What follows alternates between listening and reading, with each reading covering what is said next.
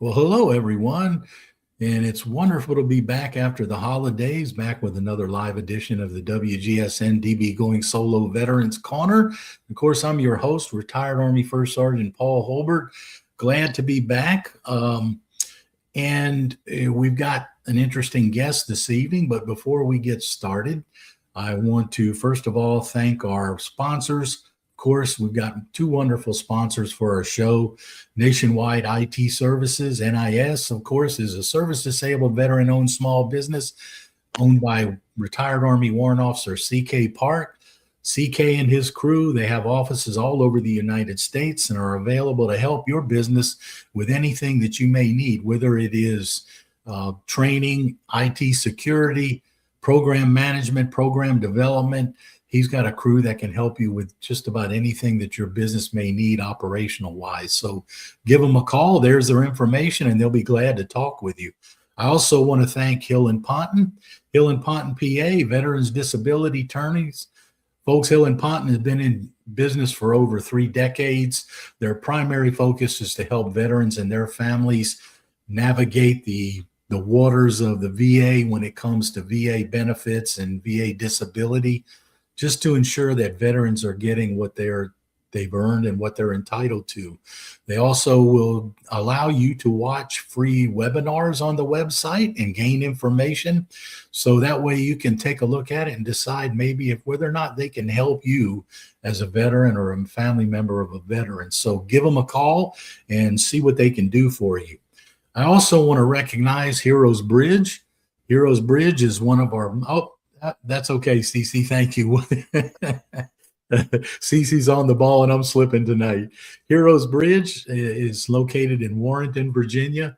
And folks, this is an organization that specializes in trying to assist veterans over the age of 65, especially those that are in need of a place to live, to stay. They're in need of all kinds of assistance. That's what they concentrate on, and they're in the process of building a brand new community there in Warren, 50 small little cabins to house 50 homeless veterans or their families. So take a look at their organization, look at their website, see if there's something you can help with. I also want to thank Wreaths Across America.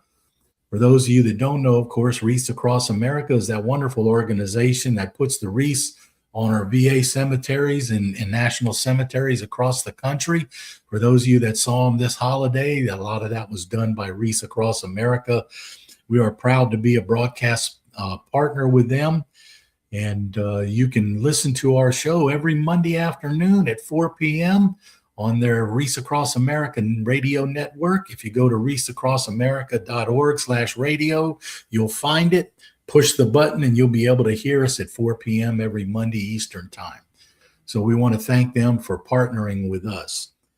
All right, let's get into our guest tonight. And tonight we have returning with us Dr. Mitch Maki. And of course, Mitch is the president and CEO of the Go for Broke organization out in California. And we're going to talk, and I'm going to let Mitch describe to our audience some more about what they're doing, what the organization is, especially for those of you that are new to our show. Some of you that watch on a pretty regular basis probably remember Mitch. He's been on several times to share stories from the organization and things about the organization themselves. But we're glad to have him back because Mitch speaks nationally and internationally about the Nisei Warriors, and we'll talk about that.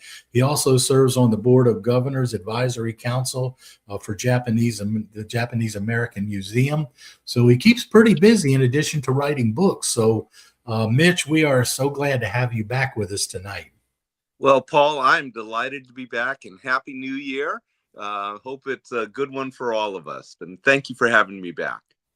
No, it's great to have you back again because we always learn so much when you're on the show. And I know I have the last couple of times you've been on.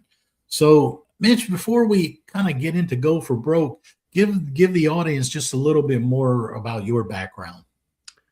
Well, I was born and raised in Los Angeles and have lived my whole life in Los Angeles and have built a career really around telling the story of the Japanese American community, primarily during World War II, and then the community effort to get an apology and monetary redress for that violation of the Constitution. So that's the story that I've built my career around in many ways. Um, in the Japanese American community, we say I'm a third generation American, and it really depends on how you count generations. But the way we count it is my grandparents were the immigrants. So they came around 1900 to the territory of Hawaii. My parents were both born in Hawaii before it became a state, but were American citizens because they were born in that American territory. Yeah. And they moved up to LA, and I was born and raised here. So how did you told us, what you've been doing, but just briefly tell us, why Go for Broke? How did you get going in that? Well, Paul, the story of the Japanese American experience of World War II, how the community was at first put into concentration camps across the United States. Japanese Americans lost their homes, their jobs, their businesses, but most of all, they lost their sense of Americanness, or having a seat at the American table of citizenship. And then the story of their sons and daughters who would still choose to fight for this nation, even though had this terrible thing happen to them. I remember learning that story when I was around 10 years old, and thinking, and my parents weren't put into camps because they were in Hawaii. So this was not a personal family story. Mm-hmm. But I learned about this through my friends, and I heard that their families were put into camp. And I thought, this can't be true. It can't be Americans like my family, like my mom and dad, my dad who served in the Korean War. It couldn't have been people like us, but in fact it was. And I remember when I realized that, yes, this had happened in America to American citizens. And I thought, how could this happen? And at the same, shortly thereafter, I learned about the Japanese American soldiers of World War II, who became the most highly decorated unit of their size and length of service. And quite frankly, Paul, I couldn't believe that story either, because that's not how Asians or Japanese Americans were portrayed on TV at the time. Yeah. I mean, we were the sidekicks. We were Hop Sing on Bonanza, right? But when I realized, no, that's true. And then, in fact, I had an uncle who was in one of those units, that my friends' fathers were in those units. I can't tell you what it meant for me as a 10-year-old to feel like, wow, we do belong, and the sense of pride. So from the depths of saying, how could this happen in America, to, wow, this is a fantastic story. It stuck with me since I was 10 years old, and I started writing papers and stuff like that in school, and led to another. And as I mentioned earlier, I've been telling that story for the last 50 years. Well, it's kind of interesting, though. I mean, and I can understand, because, when I learned about what happened to Japanese Americans during World War II, first during my history lessons, and then, I did some more, because I'm a military history buff, and I did some more reading on it. And I mean, quite frankly, it really, really shocked me,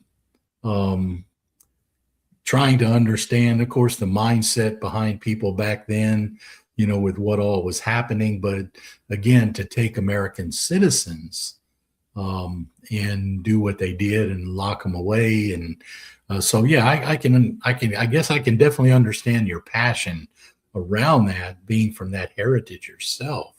So you guys, I know, have a lot of programs out there at the Go for Broke organization. I know you've got a monument program. You've got a Defining Courage exhibit, and I know you were working on a new plaza, weren't you? Yes, you've got a great memory there, Paul. So all of the above. At Go for Broke National Education Center, we tell the story that you and I just talked about, right? But we like to position this not as a great Japanese American story, but Yeah. a great American story. It's the story of the sons and daughters of immigrants who in one generation said, this is our nation. You know, right or wrong, whether they treat us bad or not, we're going to prove that we belong here and that we are rightful citizens of this nation of ours. So we do have a monument in Los Angeles, and we hope that your uh, listeners will come down to Little Tokyo in Los Angeles, come see our monument. Yeah. You have a permanent exhibit on the corner of First and Central called Defining Courage. And again, we talk about not only what happened on the battlefield, but all the things that were happening during World War II of non-Japanese American families and individuals who stood up for Japanese Americans, who said, we need to honor these individuals as Americans, make sure their constitutional rights aren't taken away. So Yeah. we constantly are telling stories of Americans, all Americans, who did the right thing in a time of crisis. We also have a traveling exhibit, and the traveling exhibit just closed a few months ago in Boise, Idaho, and we're looking to taking it to to Florida sometime later this year. Wow. So if any of your listeners are interested in hearing more about our traveling exhibit called Courage and Compassion, would love to hear from them. Essentially, that traveling exhibit similarly tells the story of World War II, but the last 25% of the exhibit talks about how local people in the Boise area, and when we were in Boise, helped out Japanese Americans, stood up for Japanese Americans, and honored them and treated them like the American citizens they were. So they demonstrated courage and compassion in a time of crisis. Um, the other thing you mentioned is we are building a brand new building around our monument. Hmm. Our monument has sat in the middle of a huge parking lot for 25 years. Oh, 2 years ago, we broke ground, and it is a 330,000 square foot, 5-story building that we are wow. around our monument. And the reason why it's so big is we're going to have 248 units of affordable housing. So this is Hmm. housing that will have individuals, but also families, because half of our units are 2-bedroom and 3-bedroom units. The residents will be paying rent. It's just subsidized, so it gives them a helping hand in making the rent. Yeah. And for those of you, your listeners who know Los Angeles, especially downtown Los Angeles, you know we have a big unhoused population, a Yeah. big crisis. So this is our way of giving back to the community, just like our veterans fought for us 80 years ago. You know, we like to say that our veterans took care of us 80 years ago, and we're emulating their spirit in helping to take care of others today. So let me ask you a question. The housing that you guys are building there with the plaza, I'm assuming that's going to be open to pretty much anyone who's in need. Well, the county helps us, Yeah. determine who Yeah. meets criteria, but a quarter of the 248 units are reserved for veterans. So, Yeah. and we're staying true to our roots. Yeah. Excuse me. And not just Japanese American veterans, Yeah. so Any veterans. yeah. Yeah. So for those of you in the audience watching here, you just saw the website across the screen. There it is, goforbroke.org. You can go out there and take a look, because I'm sure, Mitch, that you guys have donation tools there for people who may want to help. What's available for them to do? Well, certainly, our permanent exhibit is open Friday, Saturday, and Sunday. So if you come down to downtown LA and visit Los Angeles, try and do it on a weekend, and come through our exhibit where we have a lot of interactive stations where you can experience what it was like to be around in World War II. And as a Japanese American, if you were sent off to camp, would you choose to volunteer, or would you choose not to? And it puts you in their place. Yeah. One of the questions we often ask our visitors is, imagine you're 20 years old, you're male, your family has lost everything, your home, your jobs, your community. You've even lost your pets because you have to literally let your animals just go. And their businesses as well. And their businesses, Yeah. everything. And then a year into being incarcerated in these camps, the government says, we want you to go and fight for liberty and justice halfway Mhm. around the world. But there's no deal here. Your family doesn't get released. They still stay behind barbed wire. Yeah.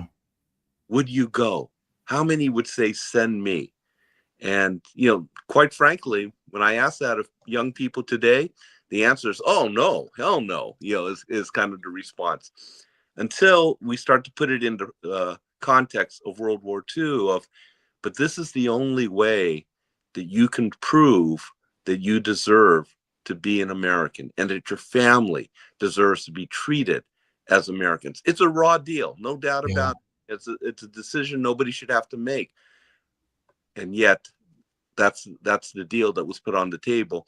And 33,000 young Japanese American men and women, because they served as WACs and nurse cadets and so forth, stepped forward and said, yes, we will serve our nation.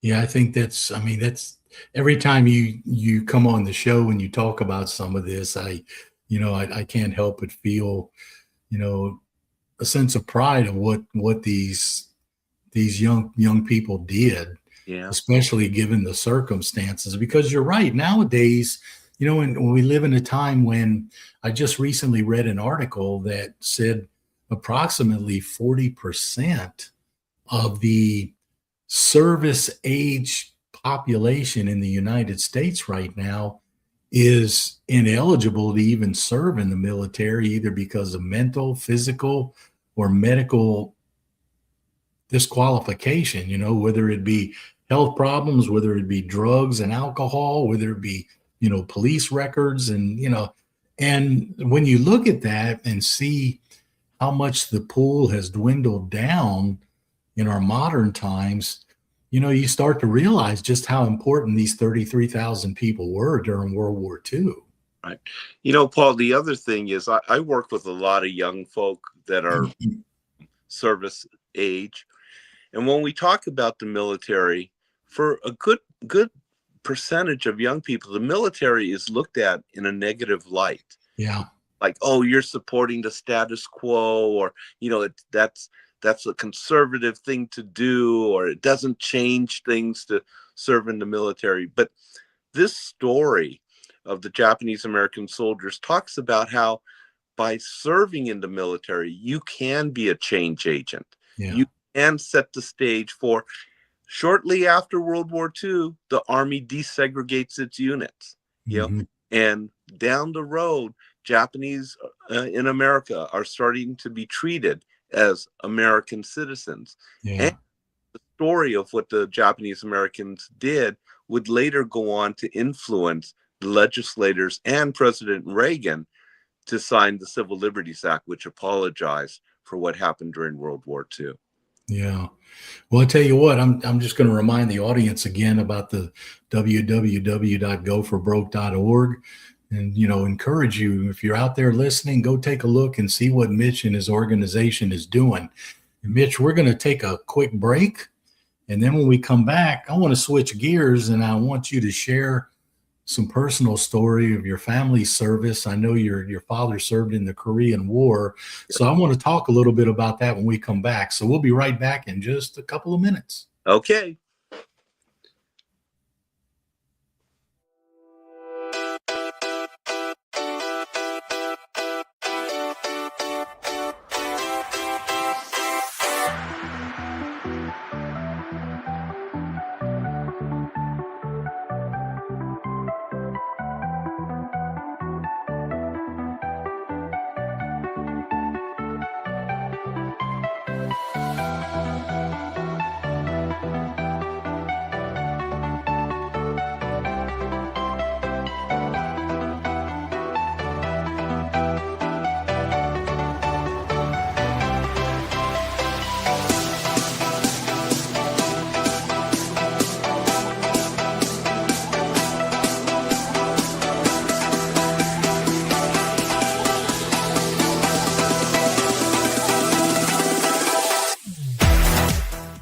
everything you had. You sacrificed your comfort, your peace, and sometimes even your well-being.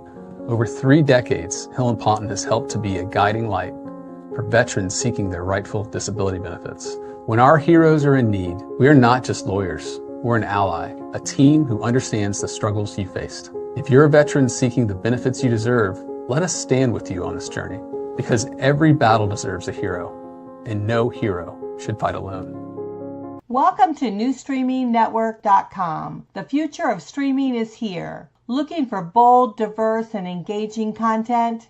New Streaming Network brings you the best in TV, podcast, and radio, all in one place. From entertainment and lifestyle to business and inspiration, we're streaming what matters most to you anytime, anywhere, on Roku, multiple TV stations, and numerous podcast platforms, and WGSN-DB Going Solo Network Radio. Watch, listen, and connect. Join millions already tuning in. Visit newstreamingnetwork.com. Start streaming today. All right. Welcome back, everyone, to the WGSN-DB Going Solo Veterans Corner on the New Streaming Network. And, of course, we've been talking with our guest tonight, Dr. Mitch Maki, who is the president and CEO of the Go for Broke organization in California, where they attempt to keep in the limelight and tell the story about the Nisei warriors, the Japanese American veterans who fought in World War II for the country. So we are glad to have Mitch back with us tonight. And Mitch, we were talking before the break about the organization again, and you shared some good information with us. But I want to switch gears now, and let's talk about your family and your family's service to the country, because I know that your father was a Korean War veteran, Sergeant Takashi Maki, correct? Is that correct? Pronounced it right? Okay, I Yeah. just wanted to make sure. Yeah. Who was a member of Company E, 27th Infantry in Korea. So tell us a little bit about your dad and how he came to join the military or be in the military first.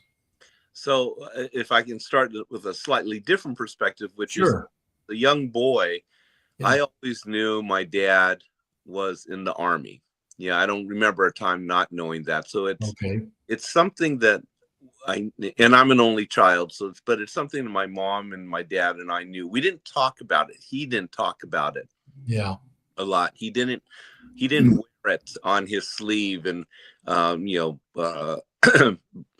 share many stories. But one of the ways that I knew is that my father was wounded in Korea. Yeah. And he had a bullet enter right above on his right shoulder.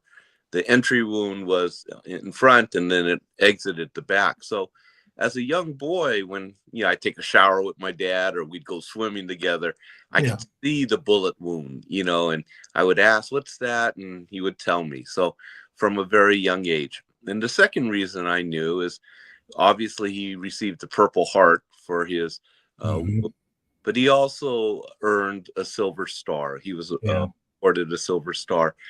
And the medals were not on display in our house, but I knew where they were. They were in his top drawer, in his bedroom. And every so often I would go in there and pull it out and look at it and pin it on myself. And he caught me and he just smiled and it wasn't a bad thing or anything like that. But so it was just kind of part and parcel for what I knew about my dad. He didn't talk about it much. And so what I do know is stuff that I've pieced together or that I've heard from others. My dad joined about the beginning of 1951 or so. He was born in 1925, so he was a little bit older. He could have been in World War II, but he wasn't drafted by the time he came of age. And so he didn't serve during World War II. But then shortly before the Korean conflict kind of started to take place, he decided to join the Army really because it was a career opportunity. It'd be for him to join, make a little bit of money, but hopefully get the GI Bill and go on to school and all the benefits that. Yeah. And then I remember him telling me, and as soon as I joined, then the Korean War started. So, so his response was, "Oh shoot!" He didn't think shoot though. He said something else. Well, it was a bit unexpected, wasn't it? Right. The stories he would tell me weren't about battle. I mean, he told me about when he was wounded, but that's only because I asked specifically. He would tell me when he did talk about it, he would talk about the fun moments or the lighter moments. When he found a dog and he kind of adopted a dog as best as you can adopt a dog on a war front kind of thing. He talked about some of his buddies that he made over there. But the amazing thing to me was that, he was in combat in 1951. So this is like 6 years after the end of World War II. Yeah. In World War II, he would have been in a segregated unit. He would have been with all Japanese Americans. And then, of course, the officers at that time would be white. Right. But in a matter of 6 years, our nation and the military in particular desegregated and said, we're not going to do that anymore. And by the time he was in combat, he was a tech sergeant. He was in charge of young men, white Americans, right, times younger than him because he was around 26 at the time. But he was in charge of them. He was responsible for their well-being, and I remember he did say that was a big responsibility. Sure. In fact, the Silver Star was awarded to him, one, because he engaged in combat and engaged in laying down a arms fire that helped cover his soldiers and so forth. But he also saved one of his soldiers during that time. As he told me the story, and he was quite frank about it. He said, they were retreating, and one of his soldiers was shot and was laying out there. And they told him, Sergeant Maki, so-and-so's out there. And he, without thinking, he just ran back, grabbed the guy, flung him over his back, and then carried him back to safety along with the retreat. Well, I had a chance to look at the citation. Mm-hmm.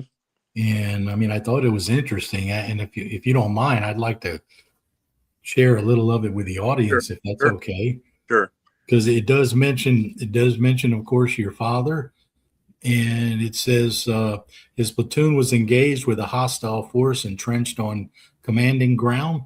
During the initial assault, Sergeant Maki, led his squad through intense small arms fire and automatic weapons concentrations to lay down a protecting covering fire for other advancing units. While deploying his men to advance to advantageous points, he was wounded but remained in the area to direct the devastating barrage on the hostile positions before allowing his comrades to evacuate him. So, I mean, it's something that's pretty spectacular. And to see someone, 25 years old, when so many people nowadays that age are still in college and, going to school and partying and going to spring break and all this kind of stuff, to see young people like that, including your dad, doing those types of things in the face of the enemy of Korea is pretty outstanding. Paul, you are articulating my thoughts exactly. When I think about this, when I think of my father, I think of an older man, right? Because yeah. But I have to understand and think about this in the context of he was a 25-year-old, 26-year-old young dude when he was doing this. And I have a son and a daughter. I have twins. They are 26. They are the age of my father, And fortunately, my son and my daughter have not had to see combat, and you never know how you're going to react until you're actually there, kind of thing. Yeah. But I know when I speak to them, because they think of grandpa as, and who my father passed about 12 years ago, so they think of grandpa as this elderly dude too. Yeah. Yeah. Them to say, wow, you mean he's our age right now, and he went and did this amazing thing. And the thing that my father would say to me is really the same thing that the Nisei veterans of World War II would say. When I asked them, would you do it again? Or, is this something you're proud of? And he said, I served so that you could have a better life. Yeah. And, he knew in his heart of hearts, because even in the 50s, there was still a lot of racism and Sure. forth. And he knew that wherever he went, he represented Japanese Americans, because that's what they would see. And he knew that he wanted his son, me, to grow up in a time when I would not be judged by the color of my skin or where my grandparents came from. And, and I think that in many ways, that's the legacy of all veterans, that when you join the military, when you fight for this nation, you're no longer just Japanese American, African American, white American, whatever. It's a higher cause. Yeah. You were talking a few minutes ago about how your dad shared some stories about some of the fun times he had in the military and said, and I mean, I have to tell you, when you talk about the camaraderie, I was in from around 1980 to about 2001. And, the Army changed quite a bit while I was in, but there was always that, how can I say, that camaraderie to where we looked at one another and we didn't see skin color. We didn't see where you were from, we didn't see ethnicity. We didn't, none of that. And, you're right. I think we all had, at least for the most part, we all had that single mindset of wanting to do something so that our future generations would be secure in their life, in their lifestyle. So, yeah, I can definitely understand how your dad would see it that way. But how did so share with me a couple of ways that your dad influenced you into the adult that you are now. Where did he point you? I mean, what did he do to influence you? That's deep thought, isn't it? That's a good question, and I am who I am today because of him and because of my mother, and the sacrifices that they made. And, and I say this not in a bragging way, but I was able to go to college. I was able to get a PhD, be a professor. These are things that they didn't even dream of in their lifetime. I mean, the idea of my father becoming a professor, that was never on his radar, but, and I would also say that my father never had the educational or the vocational opportunities that I've had in my life, but what he demonstrated to me was he got up every morning, he went to work, and he came home and he spent time with me. Growing up as a young boy, he was at all my games. I don't remember, and I wasn't even a good athlete. So it was cool for him to watch me play. Yeah. Because he was a better athlete than I was. But, I mean, he demonstrated for me through his actions, not through his words, because quite frankly, my father was a man of few words. But he would get up, go to work, come, and then at the end of the day, spend time with my mother and I. And my father worked first as a mechanic, and then eventually he became a produce manager at Safeway markets, and that's where he spent the majority of his career. And when I turned 16 and I could get a job, he helped me get a job at Safeway and work in the market. And then I got into the produce side of the house too.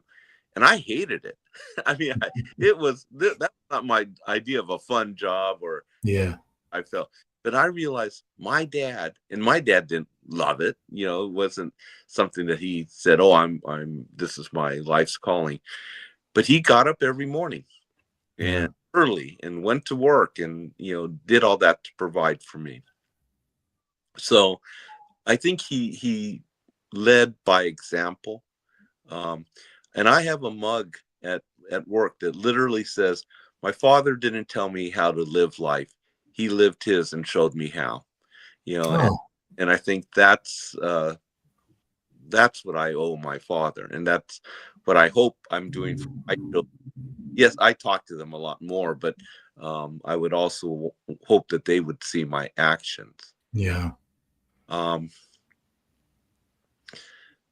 You know, my father was very proud of being a veteran. Excuse me, even though he didn't talk about it a lot, and you know, he was a member of the local VFW, but didn't attend or anything like paid his dues. But I would see it every so often, like when he would meet people, and then the question comes up, "Oh, did you serve?" And he could say, "Yes, I served." You know, and then he never offered that, "Oh, I have a Purple Heart, I have a Silver Star."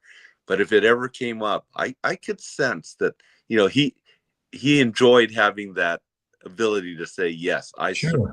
Not only did I serve, but I served with distinction." And, you know, I awarded these 2 medals.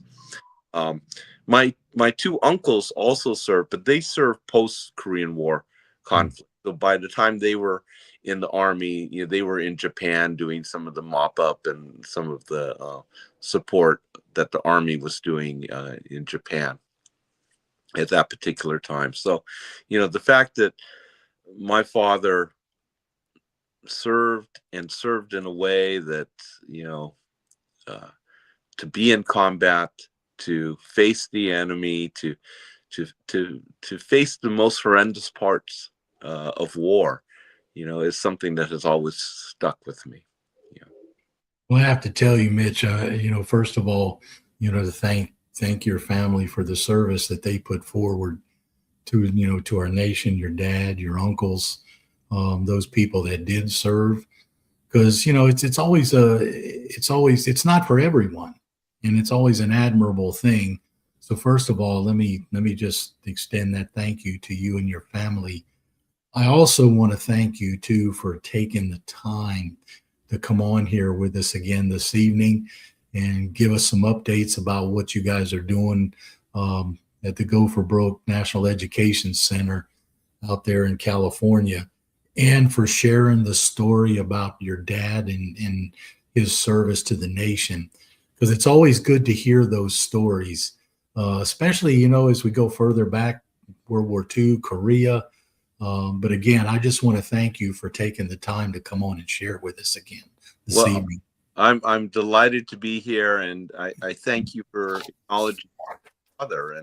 And you know, what you said, Paul, is so true. Is my father always felt a kinship, even though he didn't wear it on his sleeve, but a kinship to other veterans, you know, regardless of which conflict, which war they were in. I mean, having served, and especially combat veterans, you know, they understand each other in ways that if you haven't faced combat, you really can't say you understand it.